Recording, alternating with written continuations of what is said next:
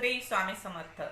स्वामीच्या पुढे नतमस्तक झालेल्या व्यक्तीला स्वामीच्या पुढे नतमस्तक झालेल्या व्यक्तीला कधीच आयुष्यात कोणापुढेही झुकावे लागत नाही. बरोबर का नाही? श्री स्वामी समर्थ. श्री गुरुदेव दत्त. आज एक छान असा व्हिडिओ आहे, शेवटपर्यंत पहा. सगळ्यांसाठी उपयोगाचा आहे. बऱ्याच जणाला वाटतं आपल्या घरामध्ये तुळस लावतो आपण, प्रत्येकाच्या घरामध्ये तुळस असते. आपल्या हिंदू धर्मामध्ये तुळशीला खूप महत्त्व दिलेले आहे आणि प्रत्येक घराघरामध्ये तुळशीचा पौधा हा असतोच.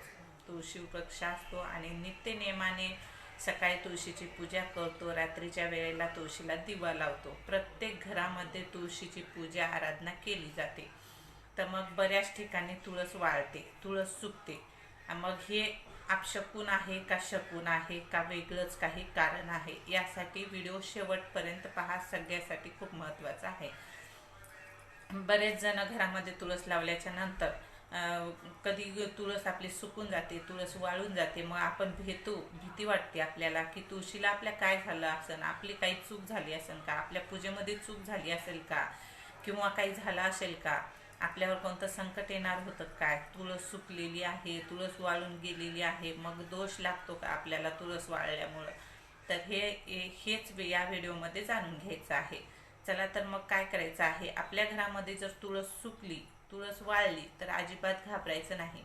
ते काहीही दोष नसतो, काहीच नसतो.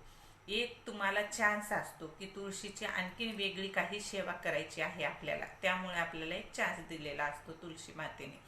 त्यामुळे हा व्हिडिओ शेवटपर्यंत पहा. मग ते सुकल्याच्या नंतर आपल्याला काय करायचं काय नाही या व्हिडिओमध्ये सांगणार आहे. तर आपल्या घरामध्ये तुळस सुकते, मग आपल्याला भीती वाटते की नेहमी तुळस सुकत आहे, तुळस वाळत आहे, मग आपल्याला दोष लागत आहे का, आपल्या मग घरामध्ये काही वाईट घडतं का, आपल्याकडून काही चुका होत आहेत का? तसं अजिबात नाही. आपल्याला कोणताही दोष लागत नाही आणि कोणतंही अपशकुन झालेलं नसतं आपल्या हातून. तुळस वाळली म्हणजे तसं काहीही होत नाही. फक्त एकच असतं की तुळशी मातेला आपल्याकडून दुसरी काहीतरी वेगळी सेवा करून घ्यायची आहे, त्यामुळं तुळस वाळलेली आहे, तुळस सुकलेली आहे. मग आपण काय करतो, ती तुळस वाळल्याच्या नंतर, सुकल्याच्या नंतर ती काढतो. एक तर आता बऱ्याच जणाला काही माहिती असल्यानं ज्यांनी काय करतात, जे देव समजून पूजा करतात तुळशी मातेची, त्यांनी काय करतात, पाण्यामध्ये विसर्जित करतात. तुळशीचं ते मुळं वगैरे असतात ना, त्याला पाण्यामध्ये विसर्जित करतात. पण तसं न करता आपल्याला एक वेगळी सेवा करायची आहे, जे की तुळशी मातेनं आपल्याला एक संकेत दिलेला असतो की तुमच्याकडून एक वेगळी सेवा मला करून घ्यायची आहे. त्यासाठी हा व्हिडिओ आहे. तर काय करायचं आहे, तुळस वाळली सुकली ना, आपल्याला ती तुळस काढून घ्यायची आहे आणि आपल्याला तिथं दुसरी तुळस लावायची आहे. आणि त्या तुळशीचं काय करायचं आहे, तर त्याच्या छोट्या छोट्या अशा काड्या काढायच्या आहेत. पूर्ण तुळशीच्या मुळीच्या सुद्धा काड्या अशा एवढ्याला घ्यायच्या आहेत. 11 म्हणा 21 म्हणा अशा काड्याचे जुडगा करायचा आहे, किंवा 5 काड्याचा जुडगा करायचा आहे. त्याला लाल धाग्यानं गुंडाळून घ्यायचं आहे आणि त्याचा चांगल्या तुपामध्ये, गाईच्या तुपामध्ये दिवा करून रोज विष्णूला लावायचा आहे. विष्णूला लावायचं आहे. विष्णू आपल्या घरामध्ये, विष्णूला लावणं म्हणजे लक्ष्मी मातेला प्रसन्न करून घेणं. लक्ष्मी मातेचे पती जे आहेत विष्णूची आपण सेवा केली तर लक्ष्मी माता आपोआप आपल्या घरामध्ये येते. जिचा नवऱ्याची सेवा घरामध्ये होते, त्याची बायको ती आपोआप त्याच्या मागच येत असते. त्यामुळं आपल्याला त्या काड्याचं 5 करा 11 करा काड्याचे एक वात करायची आहे आणि त्याला लाल धागा गुंडाळायचा आहे, पूर्ण लपेटून घ्यायचा आहे आणि चांगल्या गावरानी गाईच्या तुपामध्ये बुडून आपल्याला विष्णू भगवानला त्याचा दिवा लावायचा आहे. आणि आपल्याला दिवा लावून 11 किंवा 21 किंवा 108 वेळा ओम नमो भगवते वासुदेवाय नमः, ओम नमो भगवते वासुदेवाय नमः हा मंत्र म्हणून दिवा लावायचे आहे.